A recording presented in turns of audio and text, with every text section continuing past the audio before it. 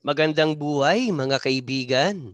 Naritong muli ang inyong matinikatang musikero upang magatid na naman ng kaalaman sa larangan ng matematika.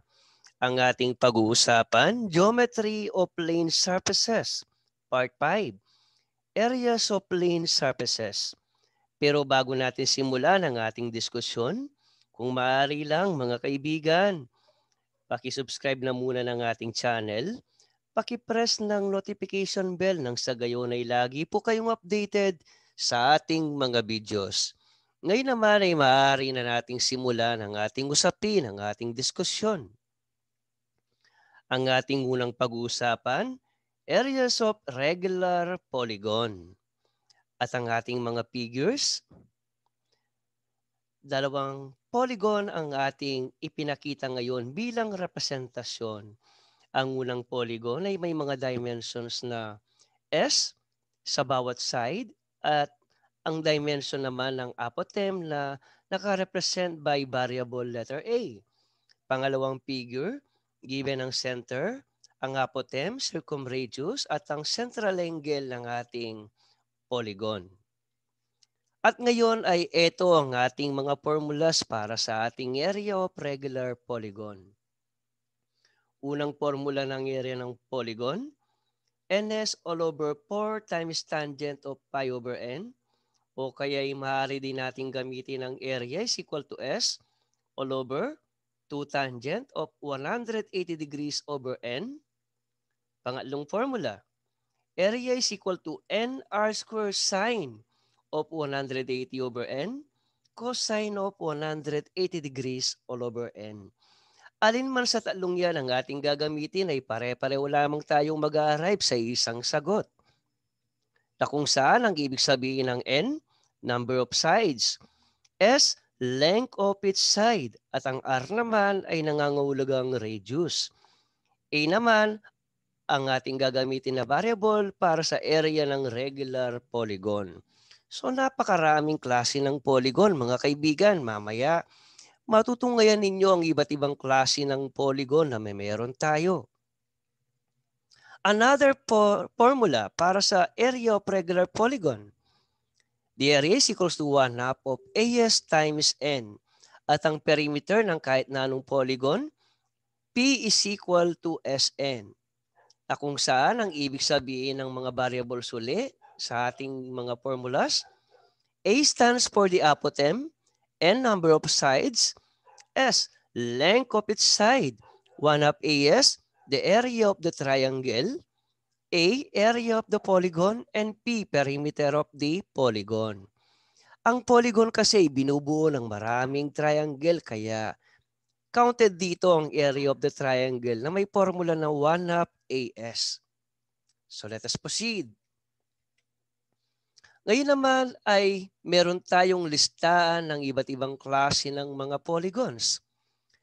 Ang pinakamaliit na o pinakakaunting side, number of side ng polygon ay ang trigon o ang tinatawag nating triangle na may 3 side, followed by tetragon na may 4 na sides, pentagon is 5, hexagon 6, septagon or heptagon 7 sides, octagon is 8, nonagon or enneagon ay mayroon lamang 9 sides, decagon is 10, icosienagon or icosicai-enagon 21, icosidegon or icosicai-digon 22, icositrigon or icosicai-trigon 23, icosicai-tetragon 24, icosicai-pentagon is 25, icosicai-hexagon is 26.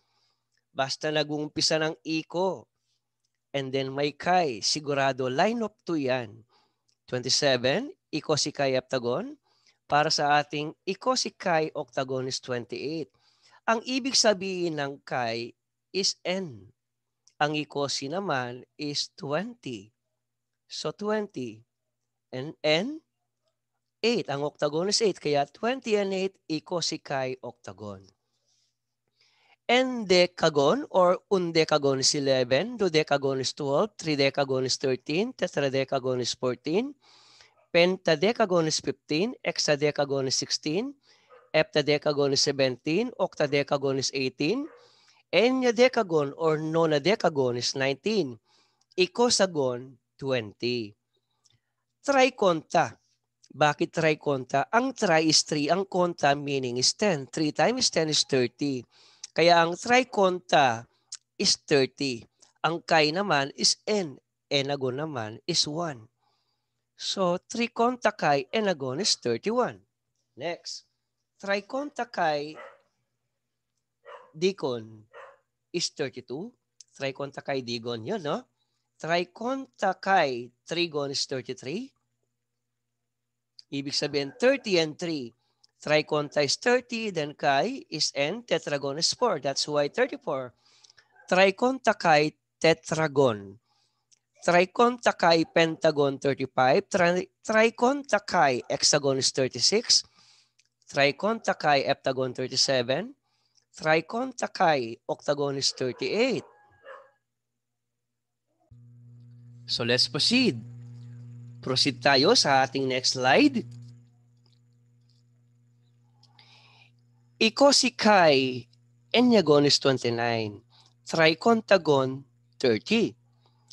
Tetraconta meaning 40 at ang chi naman is n, enagon is 1. So tetraconta chi enagon is 41. Tetraconta chi digon is 42.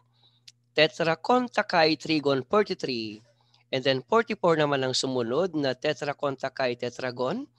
Tetraconta chi pentagon is 45. Followed by this.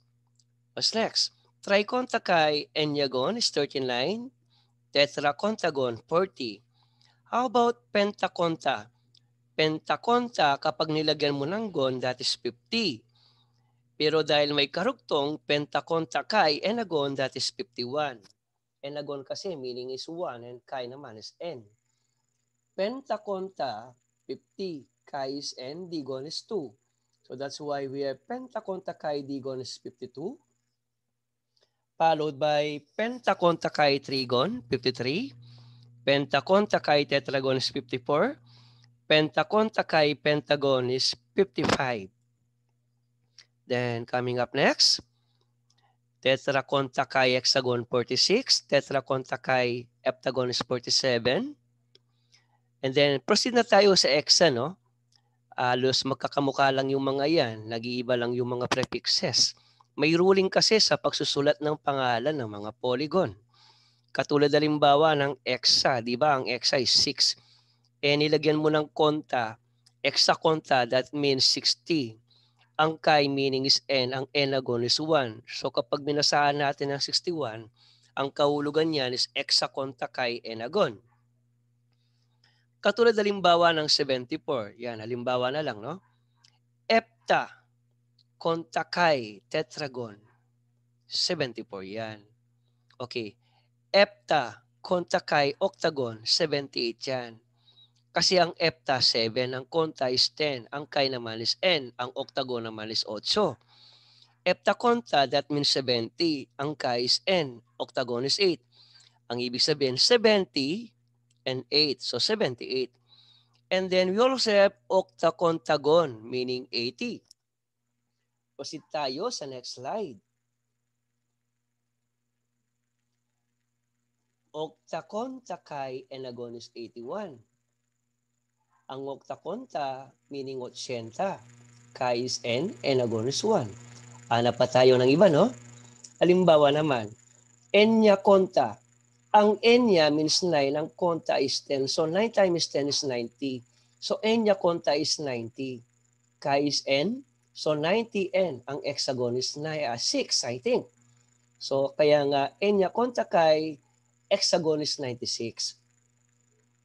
And then, ang dami pa nating naisulat regarding about polygon, no? Kapag pala 1,000 ang number of sides, chilagon. 3,000, trichilagon. Pentachilagon is 5,000. Heptachilagon is 7,000. Dismiriagon naman is 20,000. Another one, hanap pa ako ng iba na mas exciting. Hexachilagon is 6,000. Octachilagon is 8,000. Pentakismiriagon is 50,000. And then kapag pala infinity, walang katapusan, ang tawag dyan is apeirogon.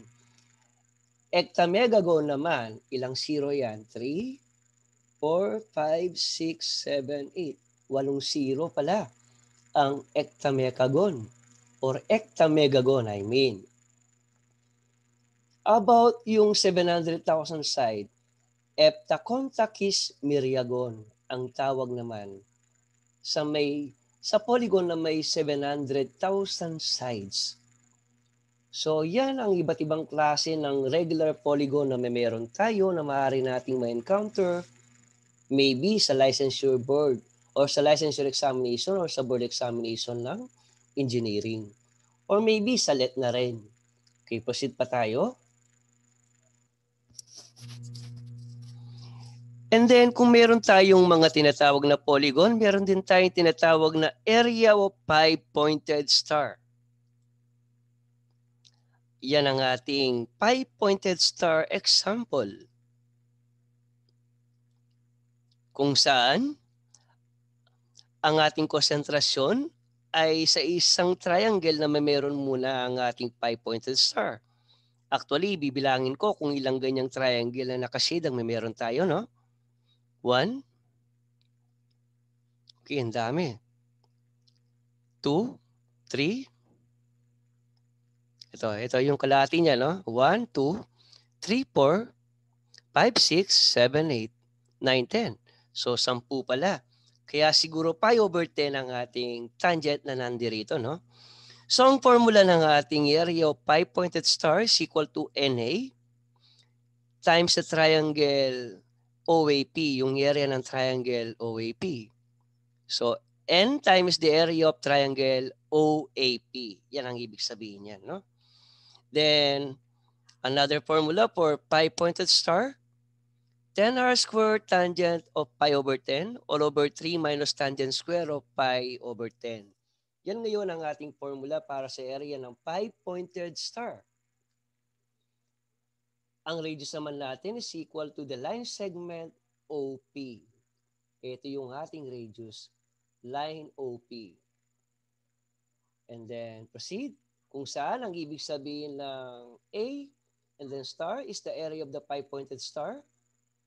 Area of triangle OAP, the area of the shaded triangle actually from our figure, and is equal to 10. Dahil ang 5-pointed star ay mayroong 10 equal triangles. R, the radius of the 5-pointed star. Okay, let's proceed. Ngayon naman ay subukan nating mag-solve ng iba't iba pang mga alimbawa regarding about the areas of plane surfaces. Ang ating unang alimbawa sa ating video number 5. A regular hexagon has a radius of 5 meters. What is then its area? Para sa ating solusyon, ang hexagon ay may 6 na side. Tandaan lamang natin ang hexagon ay may 6. Ang septagon naman is 7, ang pentagon is 5. Yan yung mga basic, no? Basic knowledge about polygon. Kapag 8 is octagon, kapag 9 is nonagon, kapag 10 is decagon. In this given example, ang given natin is hexagon. That's why we only have 6 sides. At ang ating radius is 5.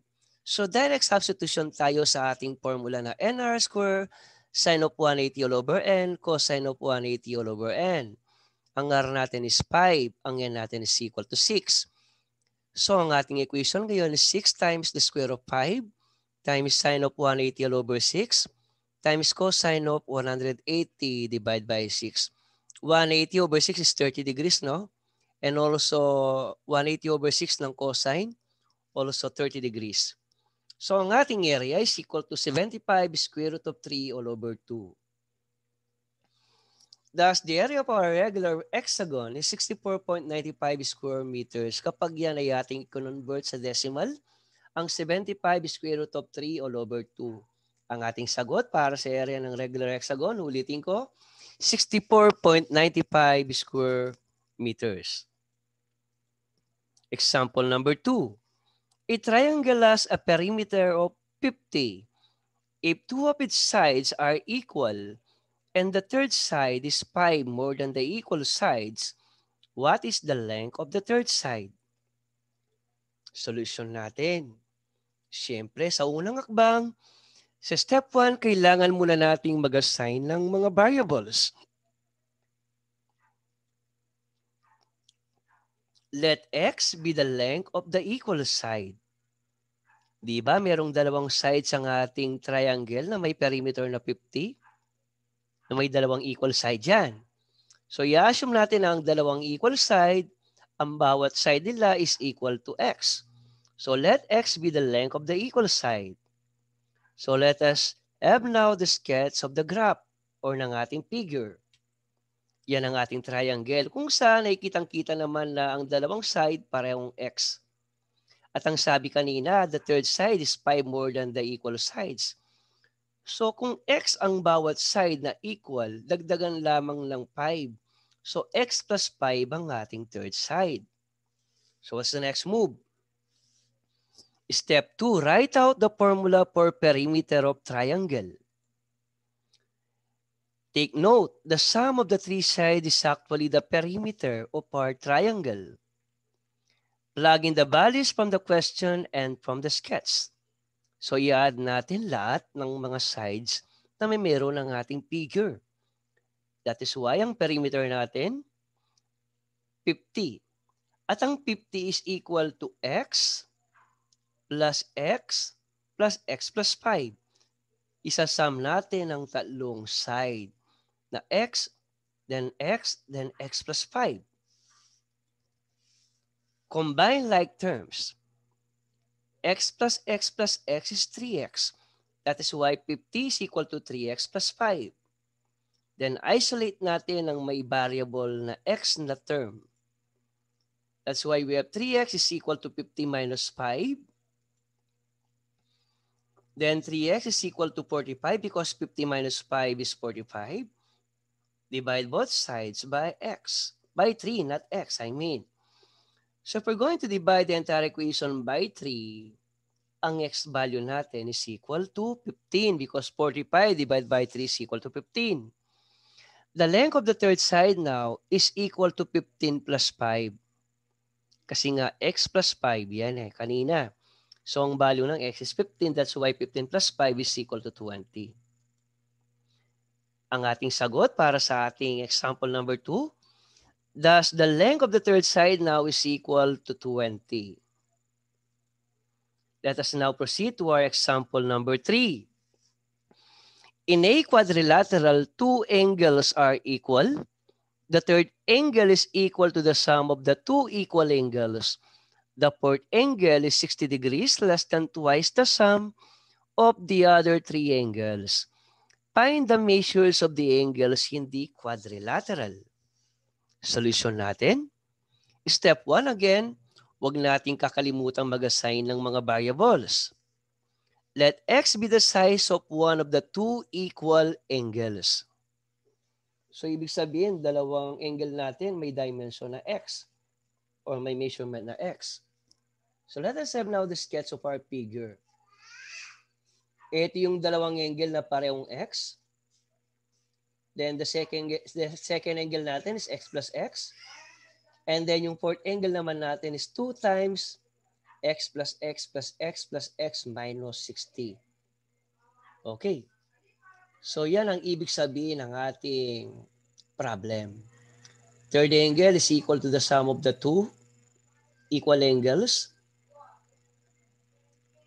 Tama? Ito yung x plus x. The fourth angle is equal to 60. Less than twice. So, 60. Kaya nga minus 60, no? Less than twice. Kaya nga twice the sum of the other three angles. Okay? The sum of the three other angles. Ano ba ang sum ng three other angles? X, saka x plus x, saka x kapag ginad natin is equal to x plus x plus x plus x. So, ganyan ang pag-a-analyze ng ating problem sa ating example number 3.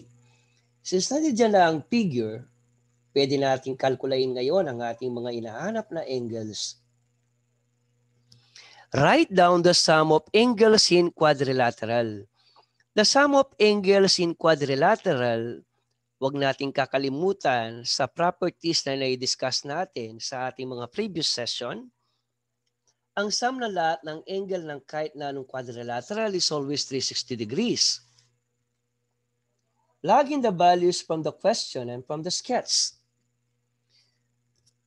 So, i-add natin ang lahat ng mga angles and then equate natin sa 360 degrees. 360 degrees equal to x para sa ating unang angle plus x sa ating pangalawang angle. Pangalawang angle naman is x plus x, and then the fourth angle is 2 times x plus x plus x plus x minus 60. So simplifying our equation, combine like terms. 360 is equal to 4x plus 2 times 4x minus 60. And then 360 now is equal to 4x plus 8x minus 60. 360 is equal to 12x minus 60. And then isolate variable x. 12x is equal to 420. Bakit? Kasi 360. At ang negative 60 kapag nilipat natin niya sa left, i-add natin sa 360. That is why we have 12x is equal to 420.